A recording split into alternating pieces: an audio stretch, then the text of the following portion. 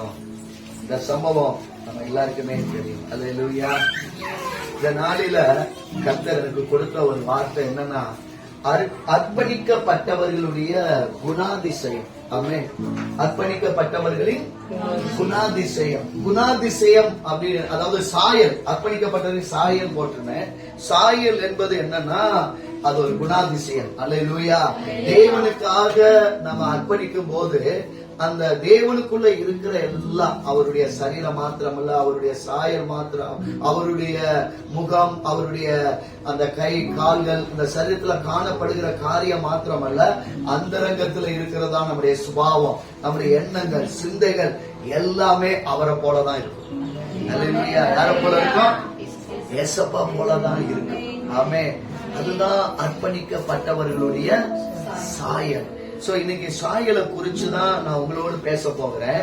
அர்ப்பணிக்கப்பட்டவர்கள் அப்படின்ற போது ஆபிரகாம குறிச்சு சொல்லும் போது ஆதியாகமம் 22ஆம் அதிகாரத்துல நம்ம பார்க்கிறோம். அங்க ஆசீர்வாதத்தை அவர் கூறுகிறார். என்ன ஆசீர்வாதம்னா, ஆபிரகாமே, உன் தாயும் தகப்பனை விட்டுட்டு நான் காண்பிக்கும் தேசத்துக்கு நீ என்ன செய்ய போ. அப்ப நீ போகும்போது நான் என்ன செய்வேன், நான் உன்னை பெரிய ஜாதி ஆக்குவேன், உன் பேரை பெருமைப்படுத்துவேன், நீ ஆசீர்வாதமா இருப்ப, உன்னை ஆசீர்வதிக்கிறவர்களை ஆசீர்வதிப்பேன், உனக்கு விரோதமா எழுப்புகிறவர்களுக்கு நான் விரோதமா எழுப்புவேன், பூமியில் உள்ள வம்சங்கள் உனக்குள்ள ஆசீர்வதிக்கப்படும். இந்த வார்த்தையை தான் அவர் சொல்லி என்ன செய்யறாரு, அழைக்கிறார்.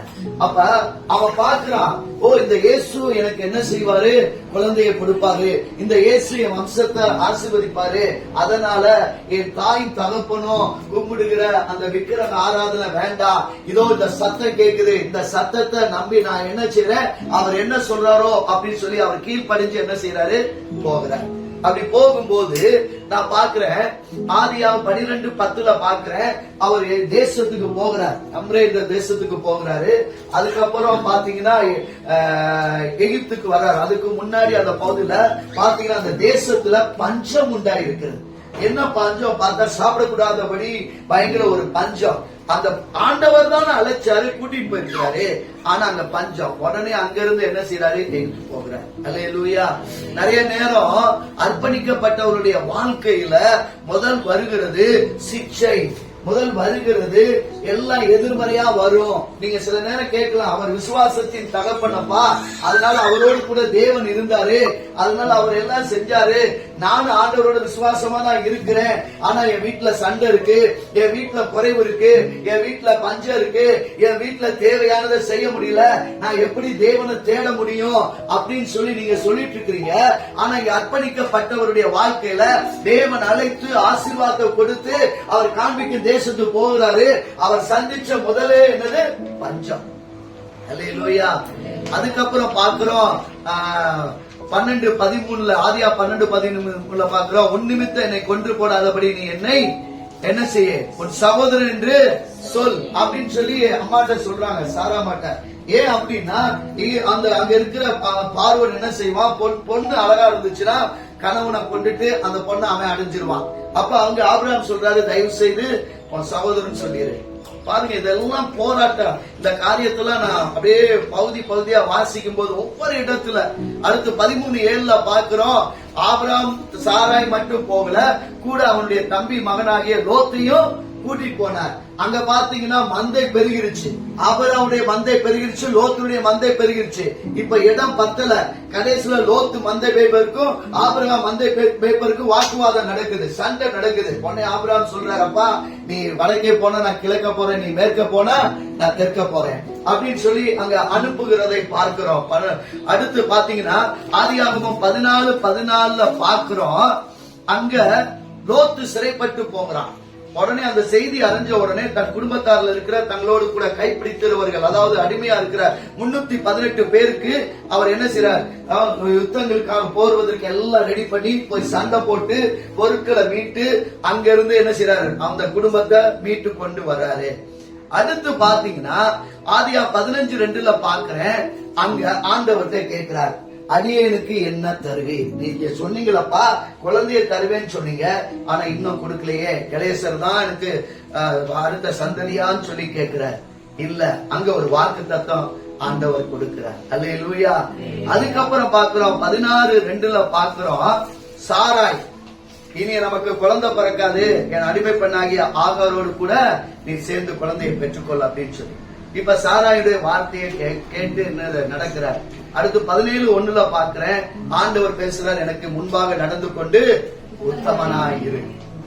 பாருங்க, ஆபிரகாம் சந்திச்சு வந்த காரியங்கள், அர்ப்பணிக்கப்பட்டவருடைய வாழ்க்கையில எவ்வளவு போராட்டங்கள், எவ்வளவு பாடுகள், உபத்திரவங்கள். அடுத்து ஆதியாகமம் 17:5 பார்க்கிறோம், அங்க ஒரு ஞானஸ்தானம் நடக்குது.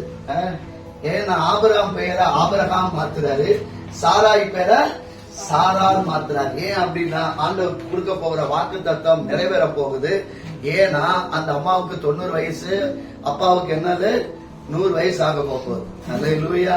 அங்க ஒரு ஞானஸ்தான வாக்கு நடக்குது. அதுக்கப்புறம் பாத்தீங்கன்னா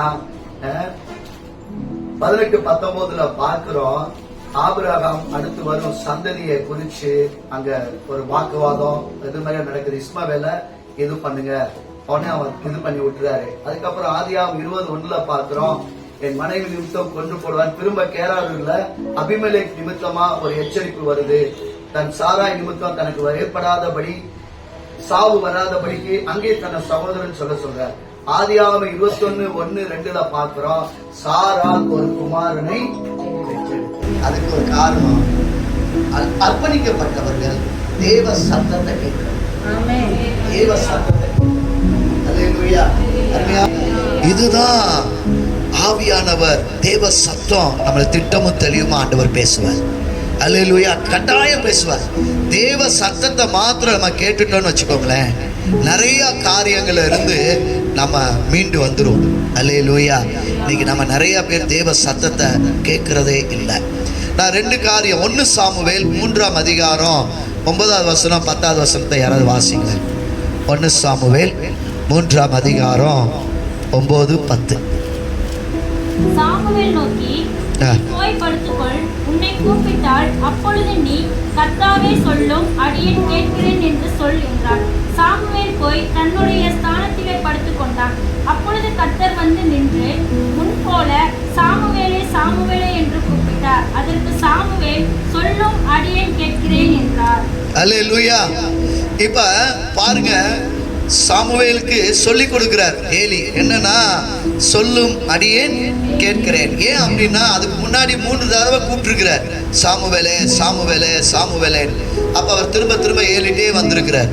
அப்ப 4வது போய் கேட்கும் போது அப்ப அவருக்கு தெரிஞ்சு போச்சு, ஏலிக்கு ஆண்டவர் சாமுவேலோட பேச விரும்புறாரு. அப்ப அந்த சத்தத்தை அவன் அறிவதற்கு ஏலி சொல்லி கொடுக்கிற ஜபம் தான் இது, சொல்லும், அடியேன் கேட்கிறேன். பாருங்க, இந்த சத்தத்தை அது வரைக்கும் அவனுக்கு தெரியல, அது வரைக்கும் அவன் அறியல. ஆனா இந்த ஜபத்தை அவன் சொன்ன பிறகு கர்த்தர் பேச ஆரம்பிக்கிறார். அல்லேலூயா. 20-21 வாசிங்க. 3ஆம் அதிகாரம் 20-21.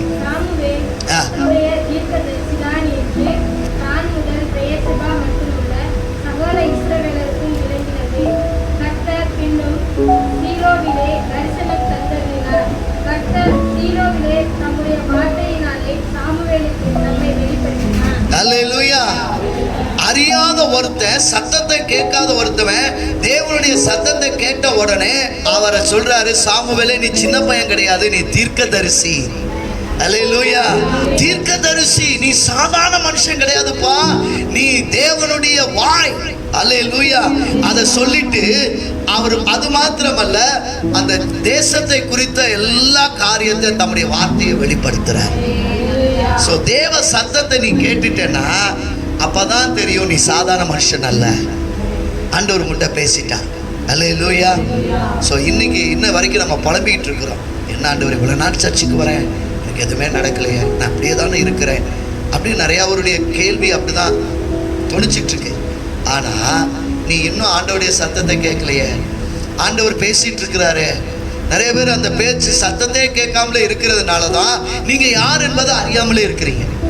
அல்லேலூயா. நீங்க தேவ சத்தத்தை கேளுங்க, செய்தியை கேளுங்க, எழுதி வைக்கிறீங்க, வீட்டுல போய் வாசிங்க, ஆண்டவர் பேசுவார். நிறைய நேரம் அதான் சொல்ல, நான் காலையில் எந்திரிக்கும் போது கர்த்தர் வசனத்தை கொடுப்பார், நான் எந்திரிக்கும் போது வசனத்தை கொடுப்பார். ஆமென். அதான் என்னால உணர முடியுது. சில நேரம் பாசமா பேசும்போது நான் நினைக்கிறது ஒன்னஸா ஒரு மனமா வரும். ஆண்டவர் உணர்த்துவார். அல்லேலூயா. காரணம் என்னன்னா அதுதான் தேவ சத்தம். அல்லேலூயா. அடுத்து பாருங்க, அப்போஸ்தலர் 9ஆம் அதிகாரம் 1-2 வாசிங்க.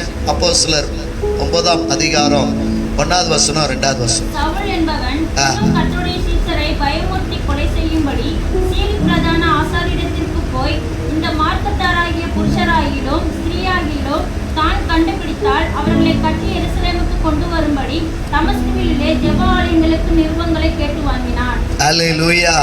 இங்க என்ன நடக்குது அப்படின்னு பாத்தீங்கன்னா, அவன் அறியாம இருக்கிறான், அவன் பாரம்பரியத்துல கட்டப்பட்டு இருக்கிறான். அதனால அவனுக்கு வைராக்கியம் என்னன்னா, தேவ பிள்ளைகள் எல்லாத்தையும் என்ன செய்யணும், எங்கெல்லாம் அந்த பகுதியில் இருக்கிற எல்லாத்தையும் கட்டி சிறைச்சாலையில போடணும்னு சொல்லி நிருபத்தை வாங்கிட்டு அவன் போறான். அடுத்து நடக்கிறது பாருங்க, 3, 4, 5 வாசிங்க. தமஸ்குவுக்கு சமீபித்த போது சதிரிலே வானத்திலிருந்து ஒரு ஒளி அவனை சுற்றி பிரகாசித்தது. அவன் தரையிலே விழுந்தான். அப்பொழுது, சவுலே சவுலே, நீ என்னை ஏன் துன்பப்படுத்துகிறாய் என்று தன்னுடனே சொல்லுகிற ஒரு சத்தத்தை கேட்டான். அல்லேலூயா. ஒரு காரியம் நடக்குது, கட்டி வைக்கிறதுக்காக சிறைச்சாலை போறதுக்காக வைராக்கியமா போறான். அப்ப அங்க ஒரு சத்தம் அவனுக்கு இடைப்படுது. சவுலே சவுலே, நீ ஏன் என்ன துன்பப்படுத்துகிறான் அப்படின்னு சொல்லும் போது, நீங்க அடுத்து வாசிக்கும் போது அவன் சொல்றான், நான் என்ன செய்யணும் ஆண்டவரே. அல்லேலூயா. அந்த சத்தத்தை கேட்ட உடனே அவனுக்குள்ள ஒரு மாற்றம் வருது. நான் என்ன செய்ய வேண்டும்? நீங்க 9ஆம் அதிகாரத்துல அதே 6வது வசனத்தை வாசிங்க. அவன் நடுங்கி, ஆண்டவரே, நான் என்ன செய்ய சித்தமாய் இருக்கிறேன் என்றான். அல்லேலூயா. அல்லேலூயா. அவன் என்ன செய்ய வேலை வந்தா, என்ன செய்ய வந்தான்? தேவ பிள்ளைகளை துன்பப்படுத்துறதுக்காக வந்தான். அவங்கள கட்டி சிறைச்சாலை போடணும்னு வந்தான். ஆனா இப்ப தேவனுடைய சத்தத்தை கேட்ட உடனே இப்ப என்ன சொல்றான்? நான் என்ன செய்ய சித்தமா இருக்கிறேன். அல்லேலூயா. அதுதான் ரொம்ப முக்கியம். வரைக்கும் அவனுக்கு சித்தம் தெரியல, வரைக்கும் அவன் மனுஷனா வாழல. தேவ சத்தம் அவனுக்குள்ள வந்த உடனே, ஆண்டவரே நான் என்ன செய்ய வேண்டும் என்பதை ஆண்டவரை கேட்க ஆரம்பிச்சான். அடுத்து பாருங்க, 18, 19, 20 வாசிங்க. 18, 19, 20. அவன் கண்களில் இருந்து மீன் செதில்கள் போன்றவைகள் விழுந்தது. அவன் பார்வை அடைந்து எழுந்திருந்து ஞானஸ்தானம் பெற்றான். பின்பு அவன் போஜனம் பண்ணி பலப்பட்டான். சவுல் தமஸ்குவில் உள்ள சீசருடனே சில நாள் இருந்து தாமதமின்றி கிறிஸ்து தேவனுடைய குமாரன் என்ற ஆலயங்களை பிரசங்கித்தான். அல்லேலூயா. தாமதமின்றி அவன் என்ன செஞ்சானா, எழுந்து பரப்பட்டு போய் ஞானஸ்தானம் எடுத்து அதுக்கப்புறம் என்ன செஞ்சானா, தேவனுடைய வார்த்தையை எங்கு போய் தேவனுடைய குமாரன் இவர்தான் சொல்லி பிரசங்கித்தார். எவ்வளவு அருமையா பாத்தீங்களா? தேவ சத்தம் ஒரு மனுஷனை எப்படியெல்லாம் மாத்துது. அதனாலதான் நீ காலையில எத்தனை பேர் ஸ்டேட்டஸ் பாத்தீங்க தெரியல, போட்டு விட்டேன். தேவ சத்தத்தை கேட்பதற்கு முன்பு ஜனங்களை கட்டுக்குள் போட நினைத்தான். யாரு? சவுல். அல்லேலூயா. உலகத்துக்குள்ள வாழ்ந்த சவுல் தேவ ஜனங்களை கட்டுக்குள்ள போட நினைத்தான். ஆனா அதே சவுல் கிறிஸ்துவுக்குள்ள வந்த பிறகு தேவ சத்தத்தை கேட்ட பின்பு கட்டுக்குள் இருக்கிற ஜனங்களை தேவன் பக்கமாக திருப்பினான். நல்ல கைத்தட்டு கொடுங்க பார்க்கலாம். அல்லேலூயா. அர்ப்பணிக்கப்பட்ட பிள்ளைகளுக்குள்ள காணப்படுகிற முதல் குணாதிசயம் என்ன தெரியுமா? தேவ சத்தத்தை கேட்பார்கள். ஆமென். தேவ சத்தத்தை கேட்கிறீங்களா? இன்னைக்கு ஆண்டவர்கிட்ட கேளுங்க, அப்பா உங்களுடைய சத்தம் இல்லாம நான் இனிமே என்ன செய்ய மாட்டேன், எதுவும் செய்ய மாட்டேன். நீங்க அநேகர் என்னென்னமோ சத்தத்தை கேட்குறீங்க. என்ன சத்தம்? காம்ப்ரமைஸ் பண்ணுவாங்க. ஆவியானவர் சொன்னார், உன் பிள்ளைகளுக்கு சொல்லு. நிறைய பேர் என்ன சொல்றது, காம்ப்ரமைஸ் பண்ணுவாங்கன்னு சொல்லுவாங்களே, நீங்க செய்யறது சரிதான் சொல்லுவாங்க. அல்லேலூயா. இப்போ உதாரணத்துக்கு, பாஸ்டர் நாங்க 2 பஸ் மாறி வரணும். எப்படி வருது பாஸ்டர்?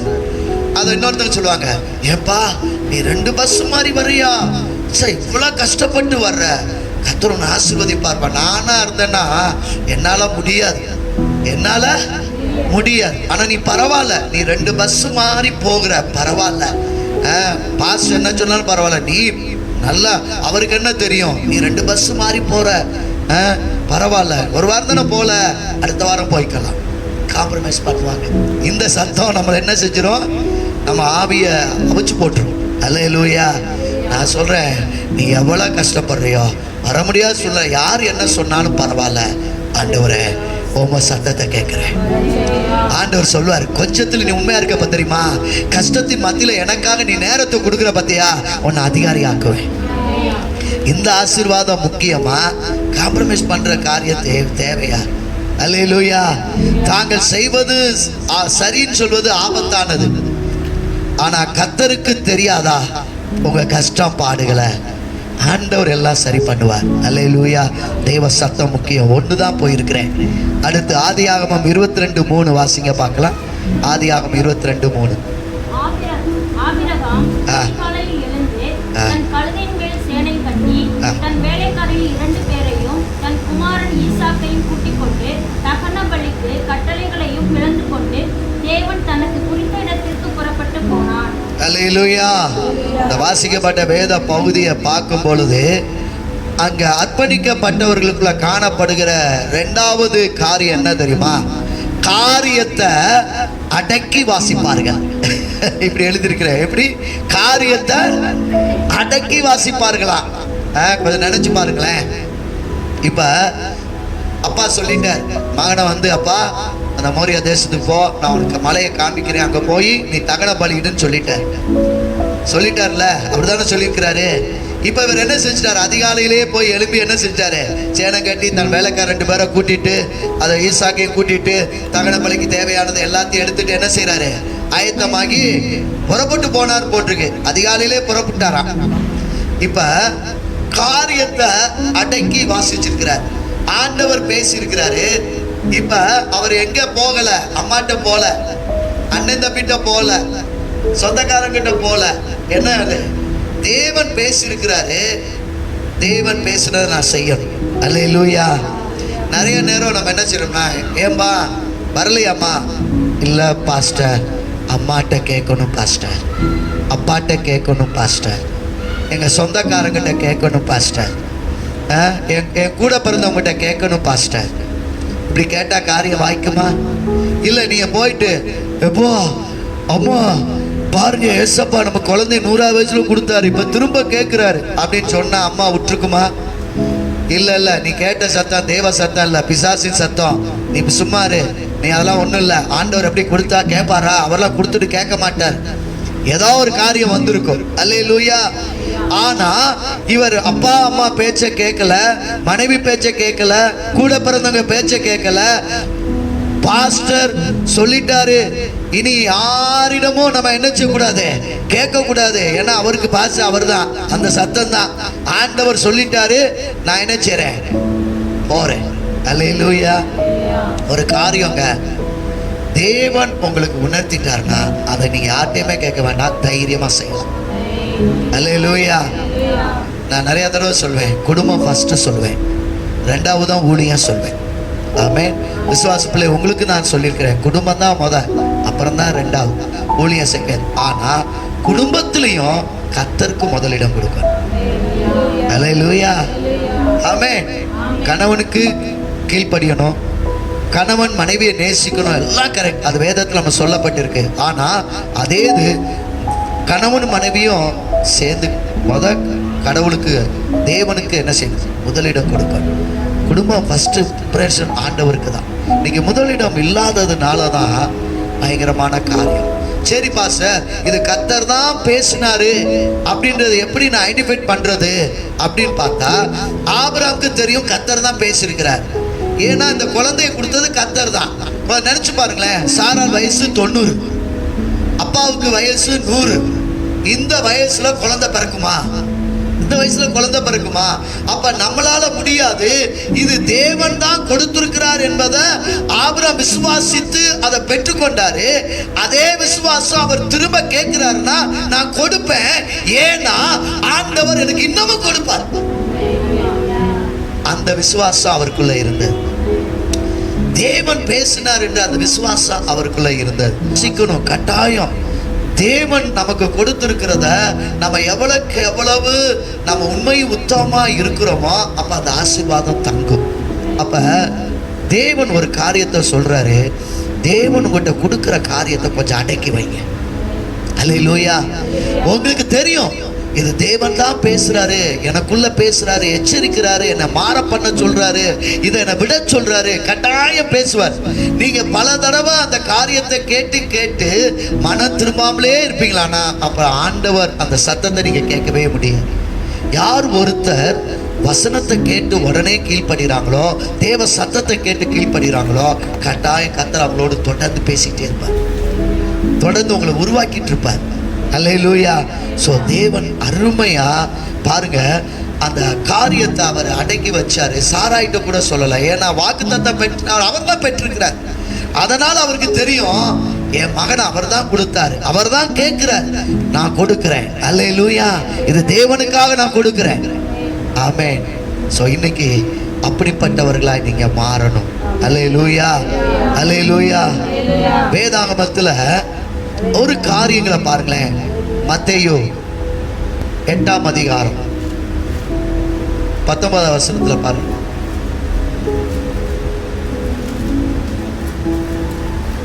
அப்பொழுது வேதபாரகன் ஒருவன் வந்து, போதகரே, நீ எங்கே போனாலும் உம்மை பின்பற்றி வருவேன் என்றான்.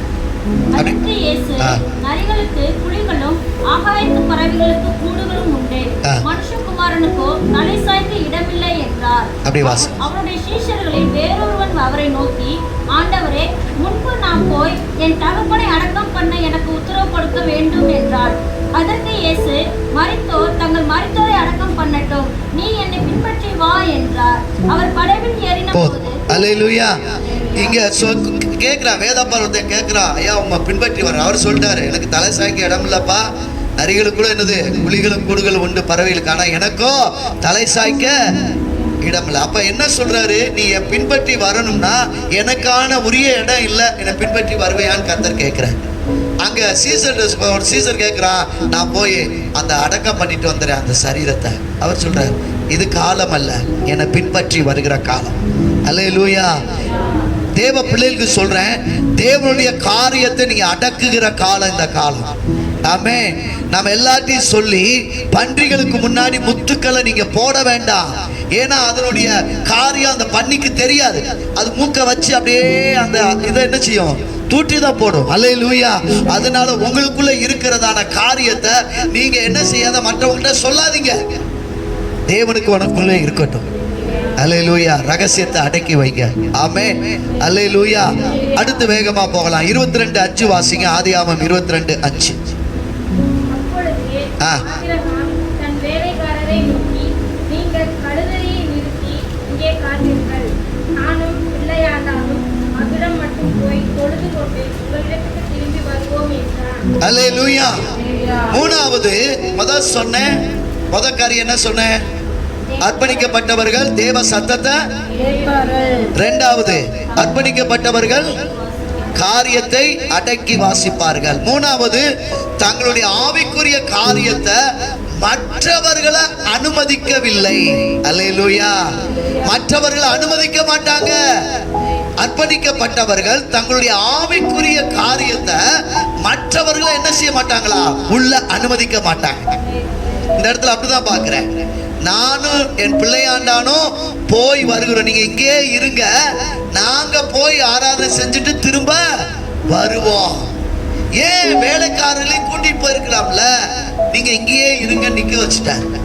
ஏன் அப்படின்னா அந்த ஆவிக்குரிய அனுபவம் அவர்களுக்கு கிடையாது. அல்லேலூயா. உங்களுக்கு இருக்கிற ஆவிக்குரிய அனுபவம் அவங்களுக்கு இருக்காது. நீங்க என்ன செய்யறது, அவங்களோட பகிர்ந்துக்கிட்டீங்கன்னா அவங்க எதையாவது ஒண்ணு பேசுவாங்க. இப்போ உதாரணத்துக்கு பாத்தீங்கன்னா ஆபிரகாம் செய்த செயல் 9ஆம் வசனத்தை நீங்க பாத்தீங்கன்னா தெரியும். 22:9 வாசிக்க வேண்டாம், நாங்க பாக்குறேன்.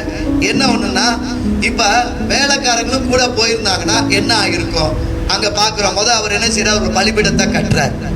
அதுக்கப்புறம் கட்டைகளை அடுக்கி வைக்கிறார். அப்புறம் தன் குமாரனை ஈசாக்கு என்ன செய்யறாரு, கயத்தினால கட்டி அந்த பலிபீடத்துல அடுக்கின கட்டைகளுக்கு மேல அவர் என்ன செய்யறாரு, வைக்கிறார். பின்பு ஆபிரகாம் தன் குமாரனை வெட்டும்படி தன்னுடைய இருந்த கையை நீட்டி என்ன செய்யறாரா, அந்த கத்தியை எடுத்து அவனை வெட்டுறதுக்கு போறார். இப்படி போனா வேலைக்காரங்க என்ன செஞ்சிருப்பாங்க, ஐயோ மூளை கிளம்பி போச்சு, இவர் என்னத்தையோ செய்யறா கத்தி இருப்பாங்க. அப்படிதான் கத்தி இருப்பாங்க. இன்னைக்கு நிறைய நேரம் நம்ம என்ன செய்யறோம்னா, இந்த வேலைக்காரர்களை போல உங்க வீட்டு பக்கத்துல சுத்தி இருக்கிறாங்க. சொல்லுவாங்க, எதுக்கு சர்ச்சுக்கு போறீங்க, எதுக்கு சர்ச்சுக்கு போறீங்க, உங்களுக்கு ஏதாவது அங்க சர்ச்சில் கொடுக்குறாங்களா கேட்குறாங்களா, ஏதாவது உங்களுக்கு சர்ச்சில் கொடுக்குறாங்களா, நீங்க சர்ச்சில் போறதுனால உங்களுக்கு என்ன பிரயோஜனம்?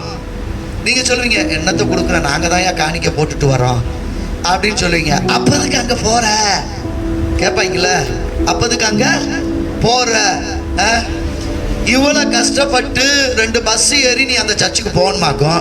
ஏன், அதுக்கு நீ வீட்டில் இருந்தால் சமைக்கலாம், வேலையை பார்க்கலாம், 4 வேலையை பார்த்தா 4 காசாவது வரும். நீ அங்கே போய் உட்காந்து எந்திரிச்சு என்னப்பா வருது சொல்லுவாங்களே. நான் சொல்றதை தான் சொல்றேன். அல்லேலூயா.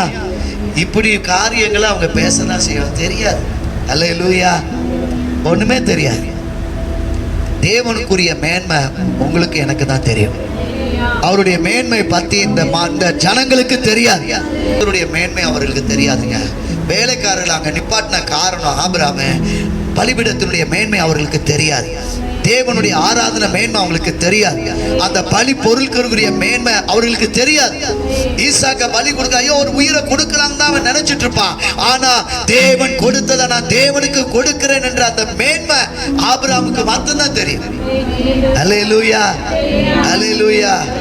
தயவு செய்து உங்க ஆவிக்குரிய காரியத்துல மற்ற யார்ட்டையுமே பகிர்ந்துக்காய், மற்றவங்களை அனுமதிக்காதீங்க.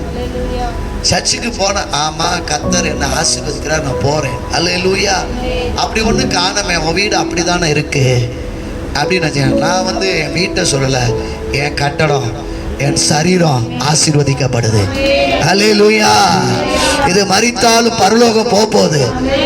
அதனால இதுதான் நமக்கு மேன்மை. ஆமென். அல்லேலூயா. ஆபிரகாம் தேவனுடைய மேன்மையை அறிந்ததுனால வேலைக்காரர்களை அங்க அனுமதிக்கல. தயவு செய்து உங்க வீட்டில் எவனையும் அனுமதிக்காதீங்க. நிறைய காரியம் பேசுவாங்க. ஆனா தேவன் இன்னைக்கு உங்களை பலவந்த பண்ண கர்த்தர் உங்களை தெரிந்தெடுத்திருக்கிறார். தேவனுடைய வசனம் சொல்லுது, பரலோக ராஜ்யம் பலவந்த பண்ணப்படுகிறது, பலவந்த பண்ணுகிறவர்கள் அதை பிடித்துக் கொள்வார்கள். ஆமென். நாம பரலோகத்தை இந்த பூமிக்கு கொண்டு வர போகிறோம். இழுத்து கொண்டு வருகிற பிள்ளைகள் நீங்க. அல்லேலூயா. அப்படி இருக்கிறோம். இந்த ஆட்கள்லாம் நமக்கு என்ன சுண்டக்கா. அல்லேலூயா. சோ இவங்க பேச்செல்லாம் நீங்க கேட்காதீங்க. அல்லேலூயா. சோ வசனம் வாசிக்க லேட் ஆகும். நீங்க குறிச்சு வச்சுக்கோங்க. 2 ராஜாக்கள் 2ஆம் அதிகாரம் 2வது வசனம், 4வது வசனம், 6வது வசனம். 2 ராஜாக்கள் 2:2 மட்டும் ஒரே வசனத்தை மட்டும் வாசிங்க. கர்த்தர் என்னை பெத்தேல் மட்டும் போக அனுப்புகிறார் என்றார். அதற்கு எலிசா, நான் உம்மை விடுவதில்லை என்று கர்த்தரின் ஜீவனையும் உம்முடைய ஜீவனையும் கொண்டு சொல்லுவேன் என்றார். ஆமென். இருவரும் பெத்தேலுக்கு போனார்கள். ஆமென். நான் உம்மை விடுகிறதில்லை என்ற வசனம் வேற எங்க வருது சொல்லுங்க பார்க்கலாம். யாக்கோபு. ஆமா, நமக்கு தெரிஞ்சது, என்னை ஆசீர்வதித்தால் ஒழிய நான் உம்மை போக விட மாட்டேன். என் நாமத்தினால எதை கேட்டாலும் அதை நான் உங்களுக்கு செய்வேன், தருவேன். சரி, கொடுங்க ஆண்டவரே, கொடுங்க. என்னை ஆசீர்வதித்தால் எனக்கு வீடை கொடுக்கல, நான் இந்த இடத்தை விட்டு போக மாட்டேன். என் ஆசீர்வதி, என் காரை கொடுக்கல, நான் உங்களை விட்டு போக மாட்டேன். நம்ம கேட்டே அப்படி பழகிட்டோம். ஆனா இவர் வரத்துக்காக சொல்றப்பா, நீ போப்பா.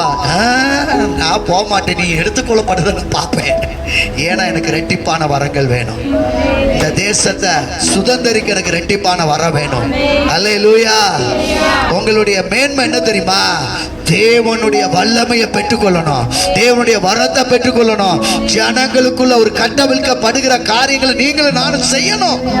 இதுதான் தேவன் நம்ம கொடுத்திருக்கிற மேன்மை. பிசாசுல ஓடணும். அல்லேலூயா. நம்ம வரும்போது, ஐயா அவனை விடாதீங்க, நான் போயிடுறேன் அது போகணும். நீ போயிரு சண்டை போடக்கூடாது. அல்லேலூயா. நீ போன பார்த்தோன்னே, ஐயோ எஸ்தர் வர்றான், நான் இருக்க முடியாது, நான் போறேன் அப்படின்னு அது சொல்லணும். அந்த அளவுக்கு நீங்க இருக்கணும். அல்லேலூயா. இப்படி ஆண்டவர்கிட்ட கேட்கணும். ஜெபத்தை மாத்துங்க.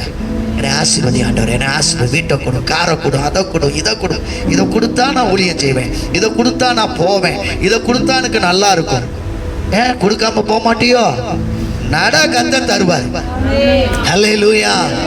வரங்கள் வல்லமைகளை கேளுங்க, கர்த்தர் நிச்சயமா ஆசீர்வதிப்பார். அப்படியே நான் வேகமா போயிடுறேன், முடிச்சிடறேன், அவ்வளவுதான்.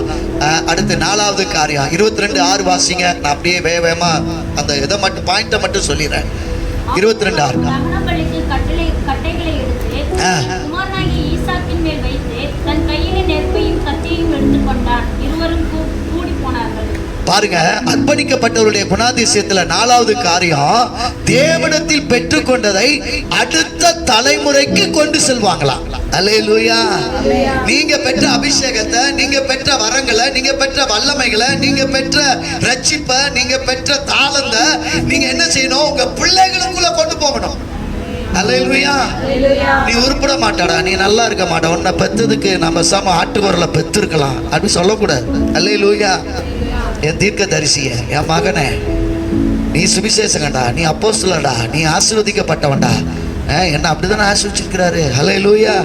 பார்க்கும்போது ஆசீர்வாதம் இல்லாத மாதிரி தெரியும். படிக்க மாட்டேன்றாங்க, மார்க் எடுக்க மாட்டேன்றாங்க. ஐயோ, என் பிள்ளை எல்கேஜி படிக்கும் போதே டாக்டர் ஆகலே, ஸ்டெத்தஸ்கோப் இல்லைன்னு கவலைப்படுறீங்க. இன்னைக்கு அதெல்லாம் தூக்கி போடுங்க. நம்முடைய பிள்ளைகள் கர்த்தருடைய சித்தத்தின்படி, திட்டத்தின்படி வருவாங்க. ஒரு அல்லேலூயா சொல்லுங்க, ஒரு ஆமென் சொல்லுங்க. அல்லேலூயா. கவலையப்படாதீங்க, நம்ம பிள்ளைகள் நல்லா வருவாங்க. ஆமென். அந்த காரியத்தை பாருங்க, பிள்ளைகளுக்குள்ள கடத்துறாரா பாருங்க. அவர் கொடுத்த தரிசனம், ஈசாக்கு வா, இந்த கட்டையை தூக்கு, சொம எல்லாத்தையும் அவன் தலையில ஏத்தி வைக்கிறார். காரணம், தரிசனம் போகணும். அல்லேலூயா. நான் தான் பாக்குறேன், தாவீது என்ன செஞ்சாரா, ஆலயத்தை கட்டணும்னு விரும்பினார். ஆண்டவர் சொல்றாரு, நீ நிறைய யுத்தம் பண்ணிருக்க, உன் கை ரத்தம் பிடிந்த கையா இருக்கு, ரத்தக்கரை பிடிச்ச கையா இருக்கு, நீ இந்த கைனால ஆலயம் கட்டக்கூடாது, உன் மகன் கட்டுவான். அல்லேலூயா. சாலமோன் கட்டுவான். அல்லேலூயா. தாவீது உடனே பார்த்துனே, ஐயோ அப்படி இல்லை, சாலமோனுக்குரிய என்ன தேவை ஆலயம் கட்டுவதுக்கு எல்லாமே அவர் சேமிச்சு வச்சார். யுத்தமெல்லாம் பண்ணி அவர் ஆட்சி செய்த காலங்களில் பார்த்தீங்கன்னா, அவர் ஆலயம் கட்டுவதற்காகவே அவருடைய கால சூழ்நிலைகள் எல்லாமே சாதகமாக இருந்தது. ஒரு யுத்தம் இல்லை, அமைதியின் காலமாக இருந்தது. அல்லேலூயா. அவர் கட்டணும்னு நினைச்சார், சாலமோன் கட்டினார். ஆனால் அதுக்குரிய எல்லாத்தையும் தாவீது ரெடி பண்ணார். ஆமென். இப்படிதான் நம்ம இருக்கணும். அல்லேலூயா. அடுத்த தலைமுறைகளை நாம அபிஷேகத்துக்குள்ள, அந்த திட்டத்துக்குள்ள, தரிசனத்துக்குள்ள வளர்க்கணும். பாசி, எனக்கு தான் ஒரு தரிசனம் இல்லையே, ஒரு திட்டம் இல்லையே, அட்டி கம்பெடுத்து வெளுத்துரும். சபைக்கு வந்தீங்கன்னா ஆண்டவர்கிட்ட கேட்கணும், என்ன கொண்டு என்ன செய்ய போறீங்க. ஆண்டவர்கிட்ட கேட்கணும். வருவாங்க, கர்த்தருடைய அபிஷேகத்துக்காக வருவாங்க. என்னை கொண்டு கர்த்தர் என்ன செய்ய போகிறார். அல்லேலூயா. பக்கத்துல பார்த்து கேட்கிறேன், நீங்க என்ன கிறிஸ்தவங்களா இருக்கிறீங்க? கை கொடுத்து கேளுங்க, உங்களதான். நீங்க என்ன கிறிஸ்தவங்களா இருக்கிறீங்க கேளுங்களேன். எல்லாருமே போக்குவரத்து கிறிஸ்தவங்களா இருக்கிறீங்களா, அல்லது பண்டிகை கிறிஸ்தவங்களா இருக்கிறீங்களா, அல்லது தேவனிடத்துல பெற்றுக்கொள்கிற கிறிஸ்தவங்களா இருக்கிறீங்களா? அப்பாட்ட அபிஷேகத்தை பெற்றுக்கொள்ளா இருக்கணும். அல்லேலூயா. ஆமென். அடுத்து 22:9-10 வாசிங்க. ஆதியாகமம் 22:9-10.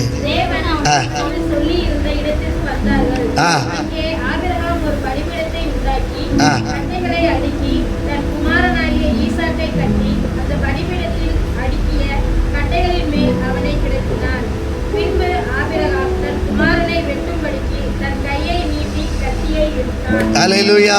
நான் இதான் சொன்னேன், குடும்பத்துக்கு முதல் என்ன செய்வாங்கன்னா, தேவனுடைய காரியத்துக்கு முதலிடம் கொடுப்பார். அர்ப்பணிக்கப்பட்டவருடைய குணாதிசயங்கள முதல் காரியம் என்னது? தேவனுடைய காரியத்துக்கு முதலிடம் கொடுப்பார்கள். அல்லேலூயா. நான் சொன்னேன் பாத்தீங்களா, குடும்பம் ஃபர்ஸ்ட் தான், மகன் தேவைதான், அடுத்த தரிசனத்தை சுமந்து போகிறவன் தான். ஆனா அந்த மகனை கொடுத்த தேவன் முக்கியம். அல்லேலூயா. என் மகன் நல்லா கீபோர்ட் போடுறான், மகன் படிக்கிறான், நல்லா இது பண்றான், நான் நினைச்சதை காட்டில் நல்லா இருக்கிறான்னு சொல்லி அவன் மேலேயே என்னுடைய போக்கஸ் இருக்கக்கூடாது. அல்லேலூயா. அவனை பூமிக்கு கொண்டு வந்த தேவன் மேல போக்கஸ் இருக்கணும். முதலில் அவருக்கு தான் கொடுக்கணும். அல்லேலூயா. குழந்தை பிறந்த உடனே அங்கேயே போக கூடாது, ஆண்டவரை பிரைஸ் பண்ணணும், நன்றி சொல்லணும். கர்த்தருக்கு முதல் என்ன செய்யணும்? முதலிடம் கொடுக்கணும். நீ என்னடா ஈசாக்கு, நான் ஒன்றும் இல்லாத இருக்க நேரத்தில் என்ன வழி நடத்தினவர் தாண்டா அவரு. நீ இப்போ வந்துட்டா உனக்கு நான் முதல்ல கொடுக்க முடியுமா? அதுதான் ஆபிரகாமுடைய எண்ணம். அல்லேலூயா. அர்ப்பணிக்கப்பட்டவர்களில் காணப்படுகிற குணாதிசயம் தேவனுக்கு முதலிடம். ஃபர்ஸ்ட். அல்லேலூயா. கணவரை கொடுத்தது ஆண்டவர், அல்லேலூயா. மனைவியை கொடுத்தது ஆண்டவர், அப்பா அம்மாவை கொடுத்தது ஆண்டவர். அதனாலதான் சொல்றாரு, பிள்ளைகளே உங்கள் பெற்றோருக்கு கர்த்தருக்குள் கீழ்ப்படிங்கன்னாரு. நீங்க தாய் தான் தெய்வம். நீங்களுக்குள்ள என்ன ஒரு காரியம் தேவையில்லாததுக்கு மேல முதலிடம். நான் சொல்றேன், முதலிடம் கர்த்தருக்கு கொடுங்க. அல்லேலூயா. முதலிடம் கர்த்தருக்கு தான். ஆமென். தேவன் இன்னைக்கு அருமையா நமக்கு காரியத்தை சொல்றது, இனி எதையெல்லாம் பெற்றுக்கொண்டையோ அதை கொடுத்தது ஆண்டவர் தான். எதெல்லாம் நினைச்சிட்டு இப்ப கார் வந்துச்சுன்னா, ஐயோ கார் நல்ல சூப்பரா இருக்கு, ஓ வீணை கர்த்தர் கொடுத்துட்டார், சூப்பர், ஓ நல்ல மனைவியை கொடுத்துட்டார், செக்கச்சவே மனைவியை கொடுத்துட்டார், நல்ல குழந்தை சிவப்பா பறந்துருக்கு, ஏன் எனக்கு அமைஞ்ச மாதிரி எல்லாம் அப்படி இப்படின்னு சொல்லிட்டு அதவே பெருமை பாராட்டாங்க. இதையெல்லாம் கொடுத்தது ஆண்டவர், அவருக்கு முதலிடம். அதை செஞ்சீங்கன்னா கர்த்தர் உங்களை ஆசீர்வதிப்பார். அர்ப்பணிக்கப்பட்டவருடைய காணப்பட்ட குணாதிசயம் இந்த ஈசாக்கு போனாலும் இன்னும் நிறைய ஈசாக்க கொடுக்க தேவனால முடியும். அதனாலதான் நீ செய்யணும். ஆமென். நாங்க எப்பெல்லாம் தேவன் கொடுத்ததை உண்மையா செய்ய ஆரம்பிச்சோமோ கர்த்தர் ஆசீர்வதிக்கிறார். நான் திட்டமும் தெளிவுமா கர்த்தருடைய சத்தத்தை நான் கேட்ட ஒரு காரியம் என்ன தெரியுமா? இந்த 2 நாள் நாங்கள் பெங்களூர் போகும்போது நல்லா ப்ராப்பர்ட்டிக்கு வேடாக கொடுத்தாங்க. சபையினுடைய வளர்ச்சிக்காக கர்த்தர் கொடுத்தாங்க. சபைக்குள்ள என்னென்னலாம் நடக்க போகுதுன்றத அருமையான, நான் நினைக்கிறேன் பாளையங்கோட்டை உங்களுக்கு தெரியும், எட்வர்டு, ராஜன் எட்வர்டு, பயங்கரம் சூப்பரா நல்ல மெசேஜ். அல்லேலூயா. சொன்ன ஒரு காரியம் பரிசுத்தம், பரிசுத்தம், பரிசுத்தம். அல்லேலூயா. முதலிடம், அதுக்கு தான் முதலிடம். அல்லேலூயா. தேவனை நீங்க முதலிடம் வச்சீங்கன்னா நீங்க எங்கேயுமே தப்பி போக மாட்டீங்க. அல்லேலூயா. ஸோ கர்த்தர் தருவார், நமக்கு தேவையானதை கர்த்தர் கொடுப்பார். தேவையான கார் வசதி ஆண்டவர் தருவார். தேவனை முதலிடம் வச்சா எல்லாமே கர்த்தர் கொடுப்பார். அடுத்து வேகமா பாருங்க, ஒரு 2 காரியத்தை அப்படியே முடிச்சிடறேன். ஆமென். 22:6-7 வாசிங்க. ஸோ முதலிடம் கொடுக்கறது என்ன அப்படின்னு பார்த்தீங்கன்னா, ஆலயத்துக்கு வருவதுக்கு முதலிடம் கொடுங்க, வேதம் வாசிக்கிறதுக்கு முதலிடம் கொடுங்க, ஜபிக்கிறதுக்கு முதலிடம் கொடுங்க, ஊழியம் செய்வதற்கு முதலிடம் கொடுங்க. அல்லேலூயா. நான் பால் காய்ச்சற வீட்டுக்கு போகணும், நான் கல்யாண வீட்டுக்கு போகணும், சடங்கு வீட்டுக்கு போகணும். நான் சொல்றேன், ஞாயிற்றுக்கிழமை நான் ஆலயத்துக்கு தான் போவேன்றத உன் மக்கள் அறிஞ்சிருக்கணும். இவளை கூப்பிடாதடா, ஞாயிற்றுக்கிழமை வரமாட்டாடா, ஞாயிற்றுக்கிழமை அவ தெய்வம் தான் முக்கியம்ன்றது போயிடுவான். இப்படி உங்களை குறித்து சாட்சி சொல்லணும். அல்லேலூயா. சரி, அடுத்து வாசிங்க 22:6-7. ஆபிரகாம் தகன பலிக்கு கட்டைகளை எடுத்து குமாரனாகிய ஈசாக்கின் மேல் வைத்து தன் கையிலே நெருப்பையும் கத்தியையும் எடுத்துக்கொண்டான். இருவரும் கூடி போனார்கள். அப்பொழுது ஈசாக்கு தன் தகப்பனாகிய ஆபிரகாமை நோக்கி, என் தகப்பனே என்றான். அதற்கு அவன், என் மகனே, இதோ இருக்கிறேன் என்றான். அப்பொழுது அவன், இதோ நெருப்பும் கட்டையும் இருக்கிறது, தகன பலிக்கு ஆட்டுக்குட்டி எங்கே என்றான். அல்லேலூயா. அதற்கு ஆபிரகாமின் மகனே, தேவன் நமக்கு தகன பலிக்கான ஆட்டுக்குட்டியை அர்ப்பணிக்கப்பட்டவர்கள் அவர்கள் இப்படி சொல்லுவாங்க, எல்லாமே தேவன் தான் என்பதை புரிய வைப்பார்கள். அல்லேலூயா. உங்க வீட்டுல சொல்லணும், எல்லாம் தேவன் தான்ப்பா தருவாரு. ஆமென். அப்பா எனக்கு ஒரு கார் வேணும், இருடா உங்க அப்பா சம்பளம் வாங்கிட்டு வரட்டும், வந்த பிறகு 1ஆம் தேதி வாங்கிடுவோம் சொல்லாதீங்க. என்னங்க ஒரு புடவை வேணும், வாங்கி. தயவு செய்து தேவன் தான் தருவார் என்பதை பிள்ளைகளுக்கு கற்றுக் கொடுக்கும். அல்லேலூயா. தயவுசெய்து அர்ப்பணிக்கப்பட்ட பிள்ளைகளுடைய சாயல் என்ன இருக்குன்னா, நமக்கு எல்லாமே தேவன் தேவன் தேவன் தேவன் என்பதை நீங்க பிள்ளைகளுக்கு, உங்க குடும்பத்துல கணவருக்கு மனைவிக்கு எல்லாருக்கும் புரிய வைங்க. அல்லேலூயா. போன உடனே டபக்கு டபக்கு டபக்கு டபக்குன்னு வாங்குற இஎம்ஐ இப்ப ஈஸியா போச்சு. இஎம்ஐ இஎம்ஐ இஎம்ஐ குழுல பணம் வாங்குறது, அதை வாங்குறது, தேவையில்லாம வீட்டை நிரப்புறது. பாருங்க, ஏதாவது ஒரு ஜாமான் வாங்கினா அந்த ஜாமான் அது புக்கிலேயே கிடக்கும், யூஸ் பண்றதே கிடையாது. ஆனா வீட்டை நிரப்பிறது தேவையா? அல்லேலூயா. தயவு செய்து தேவன் கொடுக்கிற வரைக்கும் காத்துருங்க. ஆமென். என் பையங்களை எனக்கு தெரியும், அப்பா ரொம்ப பேசுவாரு, ஆனா வாங்க மாட்டார். நான் பெரிய பில்டப்லாம் கொடுப்பேன். டே எவ்வளோடா லேப்டாப் எவ்வளோன்னு பாடுறான், டேடி பார்த்துருக்கான், அவன் எல்லாம் ஹை ரேஞ்சு தான், 45 60 70 அப்படியாடா, சரி செப்பிப்போம்டா, கர்த்தர் தருவார். அவ்வளோதான். ஆமென். எனக்கு குடும்பத்துல பேச்சு என்னன்னா, அப்பா நிறைய பேசுவார், கொஞ்சமா தான் செய்வார். அல்லேலூயா. எனக்கு ஒண்ணே ஒண்ணு, எனக்கு எஜமான் இயேசு. அவர் எப்ப தருவாரோ அப்பதான் உனக்கு. அல்லேலூயா. நம்ம தேவன் கொடுப்பார், காத்திருந்தா நிச்சயமா தருவார். தேவையான நேரத்துல வரும். வீணான செலவுக்கு தப்புவிக்கப்படும். தயவு செய்து காத்திருங்க, அவசரப்படாதீங்க. அல்லேலூயா. கடைசியா ஒரு காரியம் பார்க்கலாம். 22:13. கண்களை ஏறெடுத்து பார்க்கும்போது பின்னாக புதரிலே தன் கொம்புகள் சிக்கிக் கொண்டிருந்த ஒரு ஆட்டுக்கடாவை கண்டார். அப்பொழுது ஆபிரகாம் போய் கடாவை பிடித்து அதை தன் குமாரனுக்கு பதிலாக தகனபலியிட்டார். அல்லேலூயா, அல்லேலூயா. அர்ப்பணிக்கப்பட்டவர்கள் தேவனிடத்துல பெற்றுக்கொள்வோம். அதுதான் அவங்களுடைய சாயலா இருக்கு. அல்லேலூயா. யெகோவா ஈரே பார்த்துக் கொள்வார். அந்த சொன்ன காரியம் வெறும் வார்த்தை இல்ல, ஆண்டவர் கட்டாயம் தருவார். லேப்டாப் கட்டாயம் எல்லாம் கொடுப்பார். நான் தேவனிடத்திலிருந்து பெற்றுக்கொள்வேன் என்ற அந்த விசுவாசம் நிச்சயமா நீங்களும் நானும் பெற்றுக்கொள்வோம். நிச்சயமா, நிச்சயமா. நாட்கள் வேணா தள்ளி போகலாம், ஆனா பெஸ்டா பெற்றுக்கொள்வோம். அல்லேலூயா. ஈசாக்கு பதிலா ஒரு மலையில பாருங்க இருக்குமா அப்படின்ற ஒரு நிலைமையில, ஆனா கர்த்தர் ஆயத்தப்படுத்தி அங்க கடாவை வச்சிருந்திருக்கிறார். உங்களுக்கு எனக்கும் கர்த்தர் வச்சிருக்கிறார். அர்ப்பணிக்கப்பட்ட பிள்ளைகளுக்கு ஆசீர்வாதம் இருக்குங்க. அல்லேலூயா. நிச்சயமா அர்ப்பணிக்கப்பட்ட இந்த சாயல்ல, இந்த குணத்துல நாம் இருப்போமானால் கடைசி நமக்கு சொல்ற இந்த பாயிண்ட் சொல்லுது, ஆசீர்வாதத்தை நீங்க கட்டாயம் சுதந்திரிப்பீங்க. உங்க வீடு எல்லைகள் விஸ்தாரமாக்கப்படும். உங்க பிள்ளைகள் நல்லா படிச்சு வருவாங்க, ஆளுமையில வருவாங்க, அதிகாரத்துல வருவாங்க. நம்ம பிள்ளைகள் எல்லாம் கர்த்தருக்கு பயப்படுகிற பக்தியில வளருவாங்க. ஆண்டவரே ஊழியக்காரங்களா வருவாங்க. நல்ல துதி ஆண்டவரே தேவனை ஆராதிக்கிற பிள்ளைகளா வருவாங்க. நம்ம வீடு கட்டப்படும். உங்க சம்பள உயர்வு உங்களுக்கு உண்டாகும். கர்த்தர் உங்களை மேன்மையா தான் வைப்பார். அல்லேலூயா. விசுவாசிக்கிறேன், நம்ம சபை அப்படிதான் தூண்களா மாறப்போம். அதனால ஒரே ஒரு காரியம், கர்த்தர் உங்களை மறுரூபமாக்காம ஆசீர்வாதத்தை கொடுக்க மாட்டார். அது நிச்சயம். நான் விசுவாசிக்கிறேன். அநேகர் வர்றாங்க, ஆனா கர்த்தர் அநேக காரியத்துல மாற்றத்தை உண்டாக்கி இருக்கிறாங்க. ஆனா கிடைக்கலேன்னு சொல்லி நம்ம வருத்தப்பட வேண்டாம். யெகோவா ஈரே கர்த்தர் பார்த்து கொள்வார், கட்டாயம் தருவார். அப்படியே நம் தலைகளை தாழ்த்தி தேவ சமூகத்துல ஒப்பு கொடுக்கலாம்.